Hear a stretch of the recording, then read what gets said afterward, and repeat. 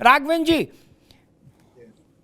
आपके विरोधी कह रहे हैं कि भारतीय जनता पार्टी ने 24 का एजेंडा सेट कर दिया। अयोध्या में जनवरी के दूसरे पखवाड़े में रामलला की मूर्ति की प्राण प्रतिष्ठा हो जाएगी, रामलला विराजमान हो जाएंगे, तो एक काम पूरा हुआ, बोले अब दूसरे में लगो, अब हर हर महादेव। और आज सावन का सोमवार भी है, नहीं राघवेंद्र जी? जनता पार्टी हमेशा अयोध्या में राम जन्मभूमि, मथुरा में कृष्ण जन्मभूमि और काशी में ज्ञानवापी मंदिर के प्रबल समर्थक रही है और ये चाहती है कि यहाँ पर इनका निर्माण होना चाहिए। क्या एक व्यवस्था के तहत माननीय उत्तर प्रदेश के मुख्यमंत्री योगी आदित्यनाथ जी ने क्या गलत काम किया? उन्होंने यही तो कहा मुस्लिम पक्ष इस विषय को अपनी पहल के साथ आगे बढ़ाए और ये माने ये ऐतिहासिक भूल थी। क्या अमिताभ की ऐतिहासिक भूल नहीं थी? अरे किसी अंधे को दिखा दो जाके पश्चिमी दीवार मंदिर की दीवार है, किसी को भी साक्ष्य बता दीजिए औरंगजेब ने लिखा हुआ है हमने इन तीनों जगह पर तोड़ करके मस्जिद बनवाई। भाई वहां पर त्रिशूल निकल रहे हैं, शंख चक्र गदा पद्म सब निकल रहा है, कमल के फूल निकल रहे हैं, कौन इससे ज्यादा साक्ष्य क्या चाहिए? योगी आदित्यनाथ जी ने सही बात कही है। भाई ये बताइए जहां से मुस्लिम इस्लाम चला था वहां क्या रोज मस्जिद तोड़ करके वहां पर नई मस्जिद नहीं दूसरी जगह बना दी जाती है? वहां पर सड़क निकलने को होती है, मस्जिद तोड़ दी जाती है, दूसरी जगह उठा के बना दी जाती है। ये बताइए क्या इस्लाम में योगी आदित्यनाथ या न्यायालय? अरे बात सुनने दीजिए, क्या ये बात नहीं है सऊदी अरब में मस्जिद तोड़ी जाती है? योगी आदित्यनाथ नहीं ये बताया आप मस्जिद में वहां नहीं तोड़ी जाती है, ये बताइए न्यायालय। आप ये बात बताइए, एक बात बताइए मस्जिद का धार्मिक स्थल है, मुन्ना खान जी चलिए, मैं दूसरी बात बताता हूँ, मुन्ना खान जी मस्जिद धार्मिक स्थल है, धार्मिक सुप्रीम कोर्ट ने अपना बयान दिया हुआ है मस्जिद धार्मिक स्थल नहीं है, एक कम्युनिटी सेंटर है, मस्जिद एकत्र होने की जगह है। आप लोग राजनीति करना बंद करिए, देश के मुसलमानों को इस विषय को निर्णय का आप लोग ठेकेदार नहीं है मुसलमानों के, देश का मुस्लिम चाहता है हिंदू मुस्लिम समाज काम हो। आप लोग योगी आदित्यनाथ जी का बयान क्या आपने 900 मस्जिदों को आजादी नहीं है, 2024 तक ढोल बजाना है आपको। नहीं है आप पूरे जनता के ऊपर क्या करते हैं? ये 80 हिंदू मुस्लिम के नारे नहीं चलेंगे, अरे शमशान कब्रिस्तान के नारे नहीं चलेंगे। जनता को विकास चाहिए, रोजगार को चाहिए, अरब साइन के रोजगार भी मिल रहा है, नौकरी भी मिल रही है, विकास मुन्ना खान जी कहाँ मिल रहा है? विकास आज जिस विषय पर डिबेट है उस विषय में आइए, लोगों को रोजगार भी मिल रहा है, रोजगार भी मिल रहा है, सब काम हो रहा है, विकास भी देश का हो रहा है। आपकी सरकार देश की जनता ने देखी है, आपकी सरकार विकास भी हो रहा है। भाई विषय पर रहिए, विषय पर रहिए। आप मंदिर के समर्थक भी है, ये बताइए ज्ञान वापी के ये बताइए आपकी पार्टी लाइन क्या है? आज साइंस पर कुछ बोला करिए, ज्ञान वापी मंदिर के पक्ष में है, आज बताइए आप ज्ञान वापी के पक्ष में है, ये बताइए, आप बताइए ना। देश के प्रधानमंत्री ने ये कहा सबसे ऊपर बैठा उच्च न्यायालय, उच्च न्यायालय का संचार में ये मामला है, उच्च न्यायालय का एक मिनट दोनों रुकिए, दोनों लोग रुकिए, मैं आ रहा हूं, दोबारा से आ रहा हूं, दोबारा अभी रुकिए दोनों लोग। कांग्रेस इस वक्त जैसे बरसात के पानी में आदमी भीगता ना झमाझम, वैसे बिल्कुल न्यायालय में हो गई। क्या ऐसा लग रहा है कि इनका प्राण न्यायालय में बसता है। मैं एक छोटी सी घटना याद दिला दूं, ये तो अभी तो ज्ञान वापी का मसला हाई कोर्ट में है, शाहबानों पर फैसला आया था सुप्रीम कोर्ट से। मौलाना साहब गलत हो तो टोक दीजिएगा, ठीक। देश भर में धरना प्रदर्शन हुआ, जजों की अर्थी निकाल दी गई। क्या राजीव गांधी ने कहा भगवान का नाम ले, बोला कैंसिल कर दो निर्णय, पलट दिया। वो गुजारा भत्ता पाने का अधिकार जो मुस्लिम महिला का था, राजीव गांधी की सरकार पार्लियामेंट में ले जाके उसको पैरों से रौंद दी सुप्रीम कोर्ट के निर्णय को। तब कोर्ट नहीं था, तब संविधान की शपथ नहीं थी, तब लोकतंत्र नहीं था, तब सेकुलरिज्म नहीं था। आप करो तो लीला। ऐसे तो नहीं चलेगा दोस्त। तब नहीं था, तब महिला नहीं याद आई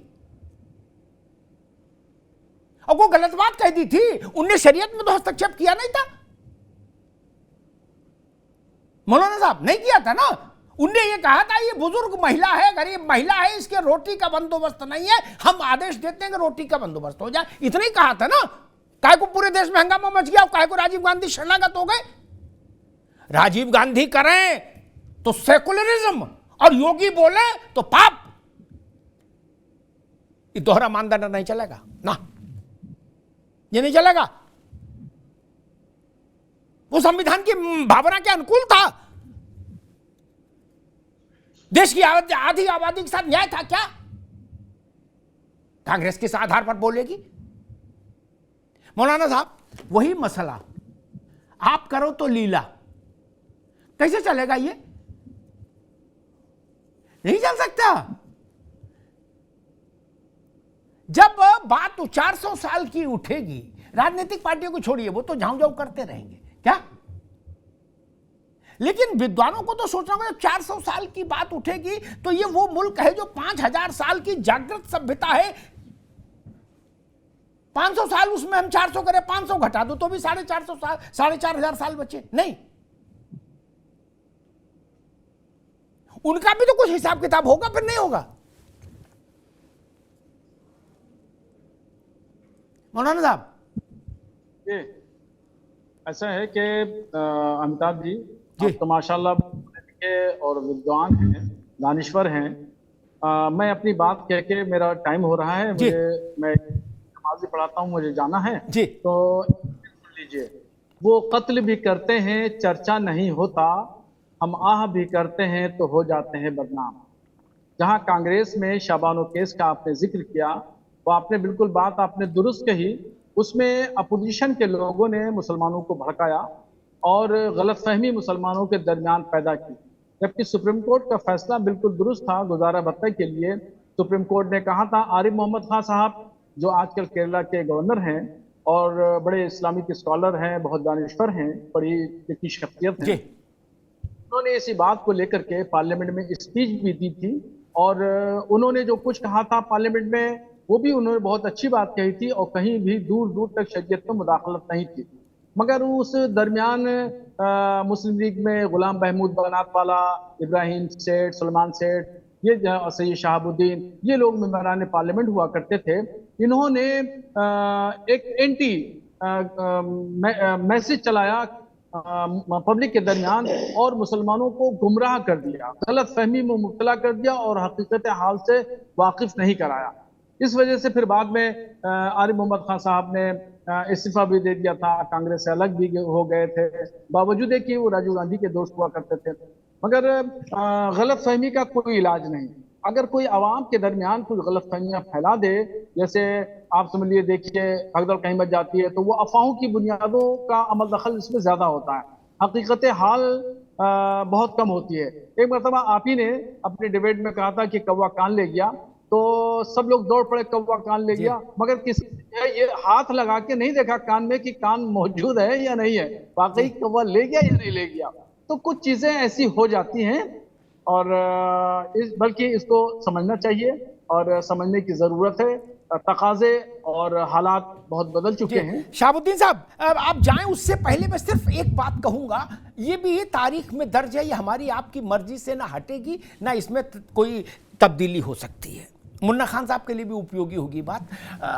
राजीव गांधी ने कैबिनेट की बैठक बुलाई शाबानो पर फैसला आने के बाद, और राजीव गांधी ने कहा हम इस फैसले के हक में लड़ेंगे, खड़े होंगे। ठीक, आरिफ मोहम्मद से भाषण दिलवाया, आरिफ मोहम्मद ने कहा कि फैसला बहुत सही है और सरकार इसके साथ खड़ी है। 1 मिनट और लेके बस।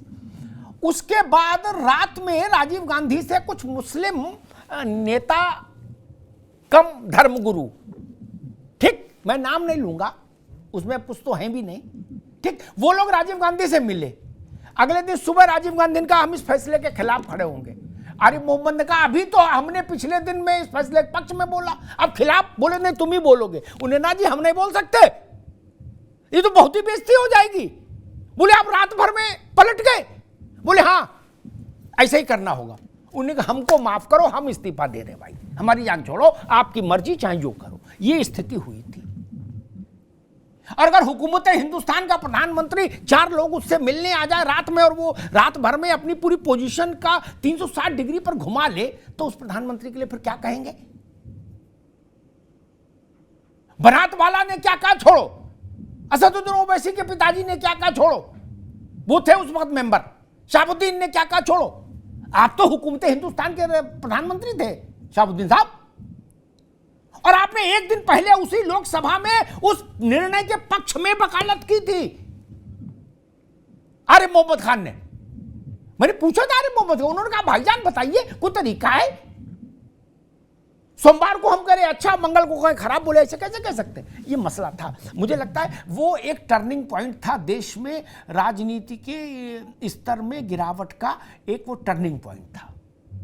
इससे सबको सहमत होना चाहिए, जिसको इनिशिएट राजीव गांधी ने किया। रावत साहब, वही मसला आके ठहर जाता है कि काशी, मथुरा और अयोध्या, इन 3 मंदिरों को, इन 3 स्थानों को किसी अन्य मंदिर से या भारत में किसी अन्य धार्मिक स्थल से उसको ना तो उसके बराबर पर रखा जा सकता है, ना उसकी तुलना हो सकती है। नहीं, जैसे मक्का मदीना, जैसे भगवान बुद्ध के जन्म स्थान का कपिलवस्तु का मंदिर, उनके निर्वाण स्थल का मंदिर, जैसे स्वर्ण मंदिर, जी, जैसे ईसा मसीह के जन्म स्थल, जैसे वेटिकन सिटी, इनकी तुलना किसी से नहीं की जा सकती। जी, तब यहां 300 साल और 350, 400 साल वाली इमारत के लिए भी मारामारी हो रही है। जी अमिताभ जी, ये एक बहुत बड़ी समस्या है जी, और हिंदुओं के लिए ये श्रद्धा का सबसे बड़ा विषय है। भारत जो है, जिस संस्कृति पर जिस देश का नाम पड़ा हुआ है, अगर वो संस्कृति ही अगर गुलाम हो तो हिंदुओं के लिए बड़ी बड़ी विडंबना है, हमारे लिए बड़ी विडंबना है। पूरा एक द्वापर युग भगवान कृष्ण के नाम पर है और एक त्रेता युग पूरा राम के नाम पर है, और शिव जी के नाम पर अगर सतयुग है, और वो तीनों ही डिस्प्यूटेड है, तीनों युग, और कलयुग में उनका समाधान नहीं हो रहा। कलयुग में तो और ज्यादा बुरी हालत हो गई है जी। इसलिए अगर ये तीनों की तीनों, मैं कहता हूं कि मुसलमान भाई इनको हैंडओवर कर दें, तो मुझे लगता है कि हिंदुओं को इन जो मंदिर मस्जिद के मुद्दे हैं इनको खत्म कर देना चाहिए, क्योंकि हमारे लिए ये तीनों सर्वश्रेष्ठ हैं। बाकी की चीजों को एज इट इज रोका जाना चाहिए। जैसे जम्मू कश्मीर में भी ताजा ताजा सारे मंदिर तोड़ दिए गए, उनको बहाल कर देना चाहिए वहीं की वहीं। जो जो चीजें जहां जहां नुकसान पहुंचाई गई हैं,